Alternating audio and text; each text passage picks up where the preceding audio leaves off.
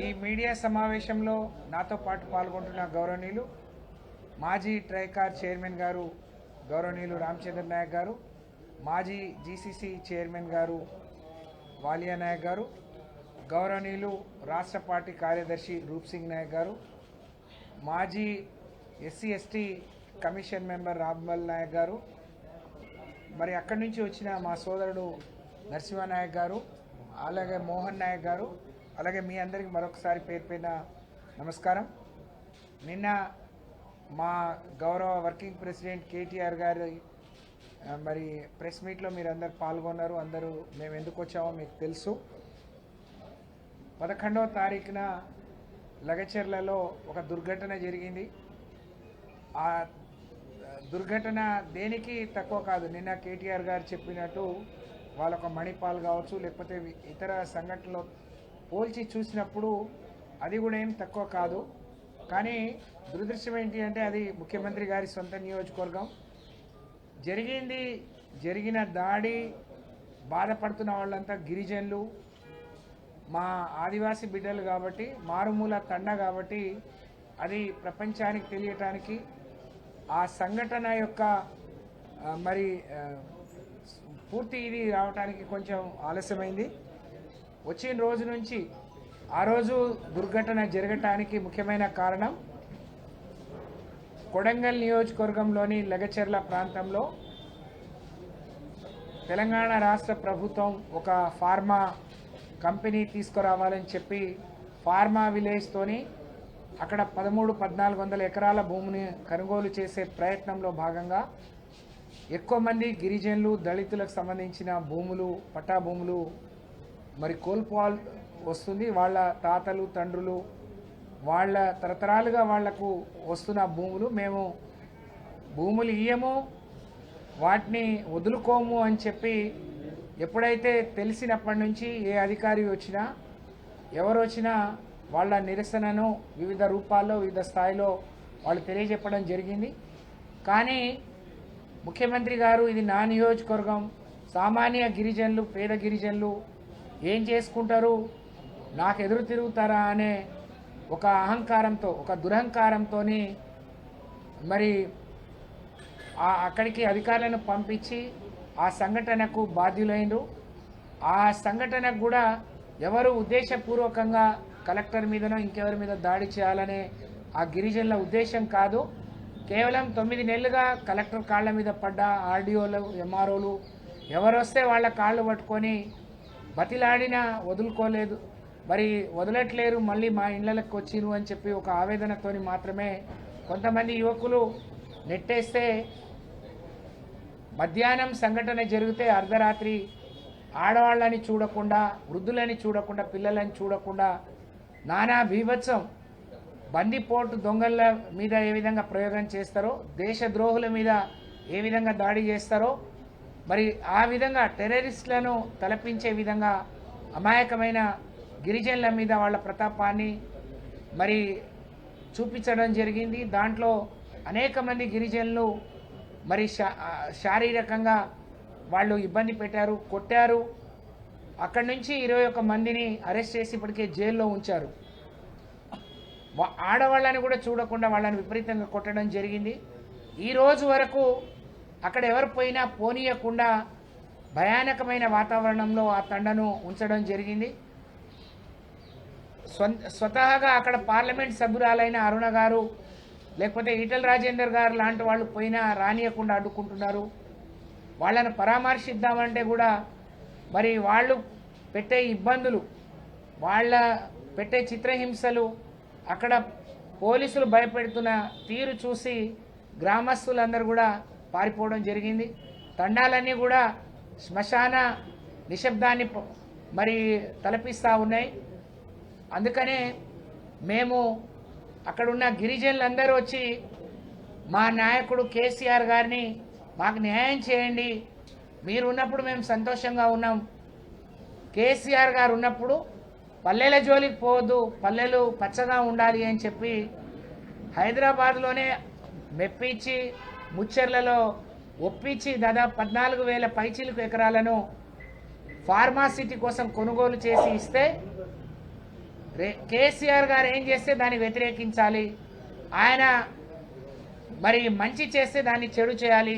ఆయన pharma city అన్నాడు కాబట్టి నేను ఫార్మా విలేజ్ పెట్టాలని చెప్పి రేవంత్ రెడ్డి గారు పచ్చని గ్రామాలు మరి ఆగం చేయడానికి ఆయన పూనుకున్నాడు. పచ్చని పంటలు చూస్తే ఆయనకు కళ్ళలో నిప్పులు పోసుకొని ఈరోజు ఓట్లేసి గెలిపించిన ప్రజలు మాకు ఎమ్మెల్యే ముఖ్యమంత్రి అయితే మేము బాగుపడతామని ఆశించారు. కానీ వాళ్ళకు తీరని ద్రోహం మరి తీరని అన్యాయం చేస్తూ వాళ్ళకు కనీసం అడిగే ప్రశ్నించే హక్కును కూడా కోల్పోతూ జీవించే హక్కును కూడా కోల్పోయే పరిస్థితి ఈరోజు లగచెర్లలో దాపురించింది. కాబట్టి వాళ్ళంతా కేసీఆర్ గారిని కలిసే ప్రయత్నంలో కేటీఆర్ గారు వాళ్ళని కలిసి వాళ్ళకి ధైర్యం చెప్పి వాళ్ళ భర్తలు జైల్లో ఉంటే వాళ్ళని కూడా పరామర్శించి వాళ్ళకు మద్దతు ఇచ్చిన నెపం మీద మా మాజీ ఎమ్మెల్యేని కూడా అరెస్ట్ చేశారు. 21 మందిని అరెస్ట్ చేశారు. అనేక మంది మీద కేసులు పెట్టారు. భూములు ఇవ్వకపోతే ఈ ఇన్సిడెంట్ ఇంత పెద్ద సంఘటన జరిగిన తర్వాత రేవంత్ రెడ్డి గారి మరి గిరిజనులను భయభ్రాంతులు చేస్తున్నారు, మేము అక్కడ ఉంటే బతకలేము అని చెప్పి అక్కడ ఉంటే ఆయన అధికారాన్ని అడ్డు పెట్టుకొని అధికారులు కూడా స్పందించి మాకు న్యాయం చేస్తారనే మరి ఆశ మరి వాళ్లకు సన్నగిల్లిన తర్వాత ఢిల్లీకి రావడం జరిగింది. నిన్న ఢిల్లీలో ముందుగా మానవ హక్కుల కమిషన్ సభ్యులను కలిసాం, తర్వాత ఎస్సీ కమిషన్ చైర్మన్ గారిని కలిసాం, ఎస్టీ కమిషన్ మెంబర్ గారిని కలిసాం, అలాగే మహిళా కమిషన్ మెంబర్ని చైర్మన్ గారి పేరిట రిప్రజెంటేషన్స్ కూడా ఇవ్వటం జరిగింది. వాళ్ళు చాలా పాజిటివ్గా స్పందించారు. సంఘటన జరిగిన పూర్వపరాలను బాధితుల నుండి తెలుసుకున్నారు. మరి మేము ఆశిస్తూ ఉన్నాం. నిన్ననే ఎస్సీ కమిషన్ సభ్యుడు కూడా అక్కడ పర్యటించారు. అలాగే వాళ్ళు స్పందించిన తీరు చూసి తప్పకుండా బాధిత గిరిజనులకు ఆ మహిళలకు మరి కొండంత నమ్మకంతో విశ్వాసంతో ఇక్కడికి వచ్చిండ్రు, వాళ్ళకి న్యాయం చేస్తారని మేము ఆశిస్తూ ఉన్నాం. వాళ్ళు 2-3 రోజుల్లోనే డీజీపీకి సిఎస్కి మేము డైరెక్షన్ ఇస్తాం, మళ్ళీ జైల్లో ఉన్న వాళ్ళను కూడా వదిలిపెట్టండి, ఫర్దర్గా ఎవరిని అరెస్ట్ చేయకండి, మరి గతంలో ఉన్న వాతావరణం ఆ తండాల్లో నెలకొల్పే విధంగా పోలీస్ యంత్రాంగం కానీ రెవెన్యూ యంత్రాంగం కానీ చర్యలు చేపట్టండి అని చెప్పి మేము ఆదేశాలు ఇస్తామని చెప్పారు. మాకు మరి పూర్తి నమ్మకం విశ్వాసం ఉంది, వాళ్ళు కూడా చాలా నమ్మకం విశ్వాసంతో ఉన్నారు, వాళ్ళకి న్యాయం జరుగుతుందని. అలాగే నిన్నటి నుంచి గౌరవ మరి భారత రాష్ట్రపతి గారిని కూడా కలవటానికి మేము ప్రయత్నం చేస్తున్నాం. ఒక మెయిల్ కూడా చేయమనంటే చేసి ఈరోజు కూడా ఎదురు చూస్తూ ఉన్నాం. అక్కడి నుంచి ఇంకా పూర్తి మాకు సమాచారం రాలేదు, అపాయింట్మెంట్ రాలేదు. కానీ మీడియా సోదరులందరి మరి ద్వారా నేను ఈ రాష్ట్ర ప్రభుత్వాన్ని ముఖ్యమంత్రి గారిని ప్రశ్నిస్తూ ఉన్నాం. ఈరోజు ఈ రాష్ట్రంలో ఉండే గిరిజన సంఘాలు, లంబాడి హక్కుల పోరాట సమితి కానీ, ఆల్ ఇండియా బంజారా సేవా సంఘ్ కానీ, సేవాలాల్ సమితి కానీ, వివిధ బంజారా సంఘాలన్నీ కూడా లగచెర్లకు పోయి మా గిరిజనుల గోడు తెలుసుకుంటాము అని చెప్పి అరెస్టులు చేస్తున్నారు. నిన్ననే దాదాపు సుమారు 3000 మందిని అరెస్ట్ చేస్తారు. అసలు అక్కడ ఏం జరగకపోతే మీరు ఎందుకు ఇంత భయపడుతున్నారు అని రేవంత్ రెడ్డి గారిని ప్రశ్నిస్తూ ఉన్నాం. రేవంత్ రెడ్డి గారు ముఖ్యమంత్రి అయి 11 నెలలైంది. అధికారంలోకి రావడానికి మా గిరిజనులకు అనేక మాయమాటలు చెప్పినరు, అనేక అలవి కాని హామీలు చెప్పినరు. కానీ వాళ్ళ గిరిజనులనే మరి రోడ్డు మీద నిలబెట్టే పరిస్థితి ఈరోజు తెలంగాణలో వచ్చింది. రేవంత్ రెడ్డి గారు 11 నెలల్లో ఇదే ఢిల్లీకి 25 సార్లు వచ్చిండు. కాంగ్రెస్ పార్టీ నాయకుల మెప్పు పొందడానికి, వారి కప్పం కట్టడానికి 25 సార్లు ఢిల్లీకి వచ్చిన రేవంత్ రెడ్డికి కొడంగల్లో ఉండే గిరిజనుల బాధలు, గిరిజనుల కష్టాలు తెలుసుకునే ఒక్కరోజు ఓపిక లేకపోవడం నిజంగా చాలా దురదృష్టకరం, బాధాకరం. మరి ఎందుకు ఇంత ఆవేదన చెందుతున్నారు అని ఒక ముఖ్యమంత్రిగా నీకు స్వయంగా ఓట్లేసిన వాళ్ళు, వాళ్ళ గురించి నువ్వు తెలుసుకునే మీరు సమయం లేకపోవడం, లేకపోతే వాళ్లను మెప్పించి ఒప్పించి అది తీసుకోలేని ముఖ్యమంత్రి రాష్ట్ర ప్రజల్ని ఏ విధంగా మెప్పిస్తాడు, ఒప్పిస్తాడు, ఏ విధంగా పాలిస్తాడు? నిజంగా నీకు పాలించే అర్హత ఉందా రేవంత్ రెడ్డి గారు అని చెప్పి నేను ఈ సందర్భంగా ప్రశ్నిస్తూ ఉన్నాను. గిరిజనుల దగ్గరికి పోకుండా సంఘాల వాళ్ళని ఆపుతున్నారు. ఆ గిరిజనులు ఇంట్లో ఉండే పరిస్థితి లేదు. చిన్న చిన్న పిల్లలు, వృద్ధులందరూ ఎక్కడో పారిపోయి మరి పొట్ట చేతున పట్టుకొని ప్రాణాలు అరిచేతిలో పట్టుకొని బతుకుతూ ఉన్నారు. ఇది సరి అయింది కాదు.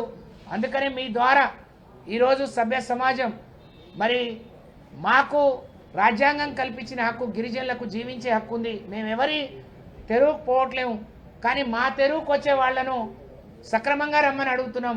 కానీ అన్యాయంగా, దౌర్జన్యంగా, బలవంతులు కాబట్టి బలహీనుల మీద ఇలాంటి దాష్టికానికి పాల్పడడం సరైనది కాదు, ఇది న్యాయం కాదు అని చెప్పి నిన్న కమిషన్లకు మేము 4 కమిషన్లకు మేము మా విన్నపాన్ని ఇచ్చాం.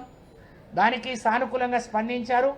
సత్వరమే దాని మీద నిర్ణయం తీసుకొని మాకు న్యాయం చేస్తారని చెప్పి ఆశిస్తూ ఉన్నాం. తప్పకుండా ఈరోజు మరి గిరిజనులు, కాంగ్రెస్ పార్టీలో ఉండే గిరిజన నాయకులతోని మీరు ప్రెస్ మీట్లు పెట్టి ఇదంతా తప్పైనట్టు అవి 210 ఎకరాలే గిరిజనులు అని చెప్తున్నారు. ఇది చాలా తప్పుడు విషయం అండి. 200 ఎకరాలు ఉన్నా 2 ఎకరాలు ఉన్నా గిరిజనులు మనస్ఫూర్తిగా ఒప్పుకొని ఇవ్వకపోతే అడిగే హక్కు ఏ ప్రభుత్వానికి, ఏ అధికారికి లేదు. గిరిజనులకున్న హక్కు గురించి తెలుసుకోకుండా నువ్వు ఎంపీ కావడం, మీరు ఎమ్మెల్యేలుగా ఉండడం, ఇలాంటి వాళ్ళు గిరిజనుల హక్కులను కాల రాస్తుంటే చూస్తూ మరి కాంగ్రెస్ పార్టీకి ఒత్తాసు పలికే నాయకులు ఉండడం మేము చేసుకున్న దురదృష్టం. కాబట్టి ఈ రాష్ట్రంలో ఉండే గిరిజన సమాజం అంతా కూడా దీన్ని తీవ్రంగా ఖండించాల్సిన అవసరం ఉంది. ఆ లగచెర్లలోని గిరిజనులకు మనం అండగా నిలబడాల్సిన సమయం ఉంది. కాబట్టి అందరూ కూడా మరి రేపు జరిగే కార్యక్రమానికి కానీ, లేకపోతే వాళ్ళందరి జైలు నుంచి విడుదల అవ్వడం కానీ, ఉన్న కేసులన్నీ ఎత్తివేయడం కానీ, వాళ్ళు సామాన్య జీవితాన్ని గడపడం కానీ, వాళ్ళ భూముల జోలికి ఎవరు రాకుండా ఉండే వరకు బీఆర్ఎస్ పార్టీగా, గిరిజన సంఘాలుగా మేమందరం కూడా అండగా ఉంటాం. ఈ రాష్ట్రంలోని గిరిజన సంఘాలు కూడా, గిరిజన నాయకులు, గిరిజన బిడ్డలని చెప్పుకునే ప్రతి ఒక్కరూ వాళ్ళకు అండగా నిలబడాలని చెప్పి తెలియజేసుకుంటూ మరొకసారి మేము రాష్ట్రపతి గారిని కలిసే ప్రయత్నం చేస్తాం. అవసరం ఉంటే బీజేపీ పార్టీ అధ్యక్షుడిని, అలాగే రాహుల్ గాంధీ గారు హైదరాబాద్ వచ్చి మాకు చాలాగా తెలంగాణలో నాకు గొప్పగా అధికారం ఇచ్చిండ్రు, ఏ పేదవాడు, ఏ గిరిజనుడు నాకు పిలిపించినా నేను వచ్చి వాలిపోతా అన్నాడు. మరి ఎన్నికల హడావిడిలో నిన్నటి వరకు ఉన్న రాహుల్ గాంధీ గారు ఇప్పటికైనా కళ్ళు తెరిచి తెలంగాణలో జరిగిన విషయాలు, వాస్తవాలు తెలుసుకొని వాళ్ళు కూడా గిరిజనులే, వాళ్ళు మీకు ఓట్లేసిన వాళ్ళే, వాళ్లను కూడా సమాన దృష్టితో చూడాల్సిన బాధ్యత మీ పైన ఉంది. కాబట్టి అవసరమైతే కాంగ్రెస్ పార్టీ వాళ్ళను కూడా కలిసే ప్రయత్నం చేస్తాం. కాబట్టి ఈ సమాజంలో ఉండే గిరిజనులందరూ కూడా దీనికి లగచెర్ల గిరిజనులకు మద్దతు ఇవ్వాలని, ఈ సంఘటనకు అందరూ కూడా స్పందించాలని మనస్ఫూర్తిగా కోరుకుంటూ మరొకసారి మీ అందరికీ నమస్కారం, ధన్యవాదాలు. జై తెలంగాణ, జై కేసీఆర్.